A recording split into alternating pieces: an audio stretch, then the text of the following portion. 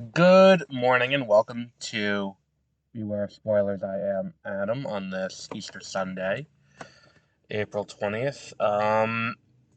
And we're here with a new episode of Doctor Who. Because there was a new episode of Doctor Who yesterday, and we watched it last night. I I think that the strongest episodes, well, that's not entirely true. I did really like 73 yards I really liked from last season, but beyond that, the most enjoyable episodes have been when they're dealing with the Pantheon. Um, like the Pantheon episodes have been the strongest, be it when they're fighting Sutek, be it when they're fighting Toymaker, be it when they're fighting who was the other one? Maestro in the first season. Those have been the strongest episodes besides the standalone ones. And I would say this episode with Lux is the strongest of those. I like that. I'm not saying it's perfect. I'm not saying it's a perfect episode. There are things that I would have done differently, and there are things that I think could have been better. Um, but this is one of the strongest episodes of this run, of this revised reboot run of Doctor Who. We have, Belinda and the Doctor end up in 1954. What's it called? 1954 Miami. They come to this movie theater, and in the movie theater, there were 15 people who went missing, and no one knows what happened to them. The movie theater's been chained up. No one knows what happened to these people. Um, and what it is the God of Light has trapped them in film reels. And at one point, he traps the Doctor and Belinda in film reels. Like, there are so many things that they do to play with this. I I would have liked to have seen. I get why you do Light, because Light lets you give a way for him to be defeated at the end of the episode. If Light is not his Achilles heel, I'm sorry, Achilles heel. I'm so tired today. If Light is not his Achilles heel, um, then you have to come up with a different way to defeat this guy, considering he's a cartoon character come to life, powered by the light. Um, and it's funny that this episode airs, and right next to on Disney Plus is the new season of Light and Magic, which is the ILM documentary.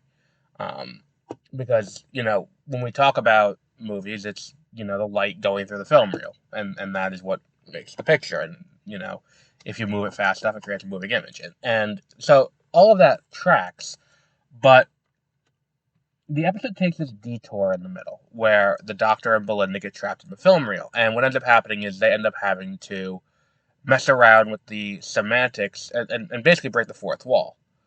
Like, at one point, they push out into this TV in England, and they walk into a room where people are watching them on TV, and they interact directly with fans. And I really liked that. Um, and that whole thing was really kind of cool.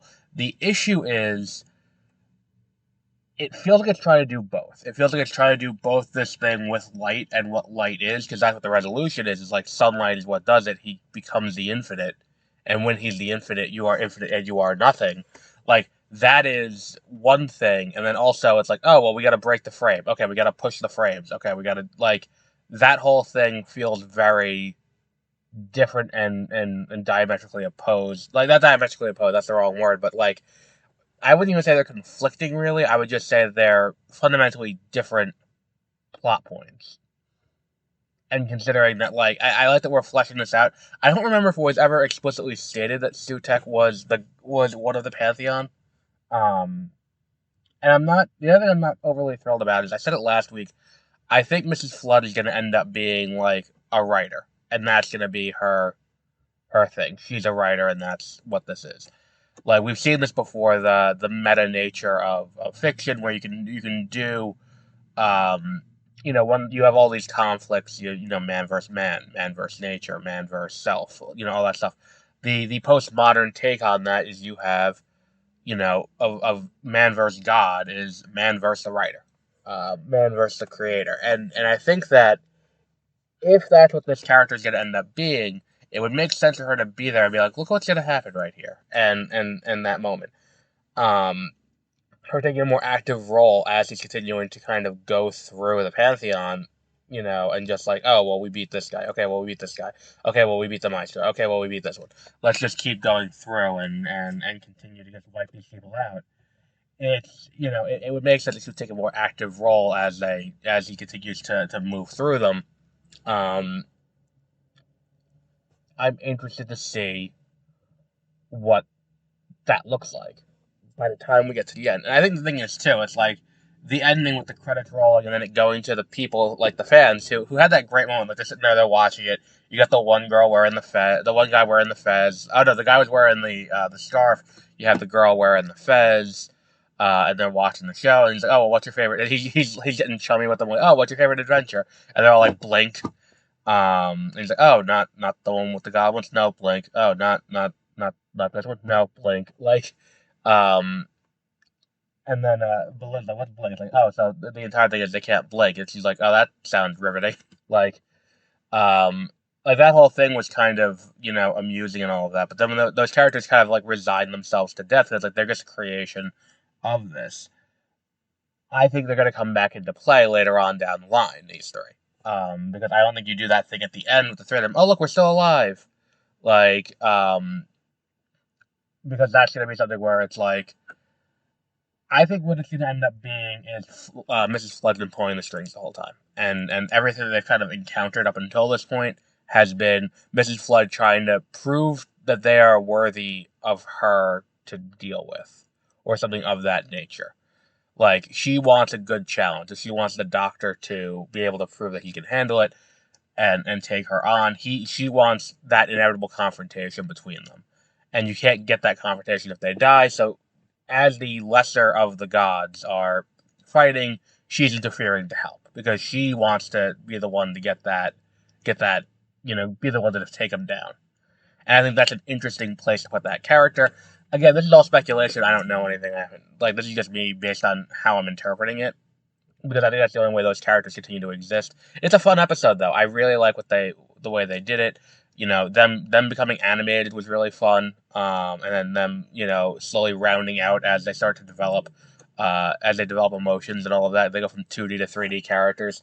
And I think even like the effects on Lux when he's Mr. Ring Ending or something like that. Like when he's in that, like he like when they do the slow transition into like a CG 3D, that looks really good. Which I think is something that like when we talk about this show in the Disney Plus era, which I think is like we could really say, there's now three eras I think of Doctor Who. There's classic Doctor Who, there's revival Doctor Who, and then there's like the Disney Plus era, which is where we are now. And one of the things from the Disney Plus era is like, are we watching this with the idea that this show, like, Disney's putting a lot of money into this. So, is there going to be a lot of better effects? Because that's one of the things about Doctor Who is that the effects have always been a little on the weaker side. One of the strong suits of the show has not been the visual effects, and I don't think I don't think anyone who watches the show really expects that. But I think that one of the things we saw here is this episode, the effects look pretty good. There are some questionable ones, but the effects look pretty good. And even last season, there were points where it's like, oh, that looks really bad. Like, why would you do this if you can't make it look good?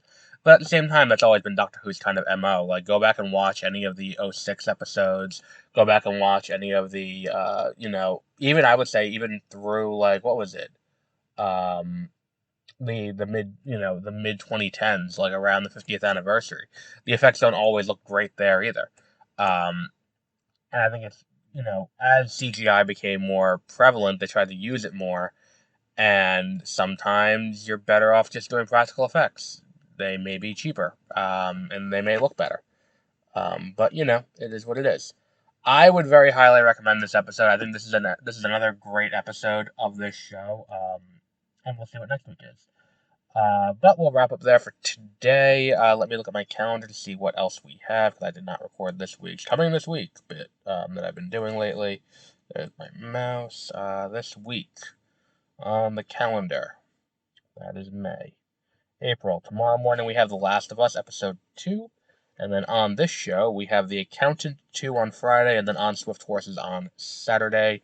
We also have Mission Impossible 3. We're going to push both of those a day. We're going to push Virgin 64 to Wednesday. We're going to push Mission Impossible 3 to Tuesday. So we're going to have 2 episodes of 30-minute reviews on Tuesday.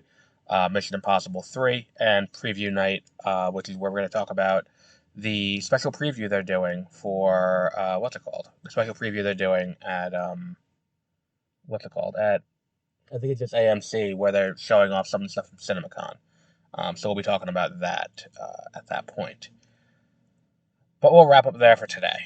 And until our next episode, have a great rest of your week.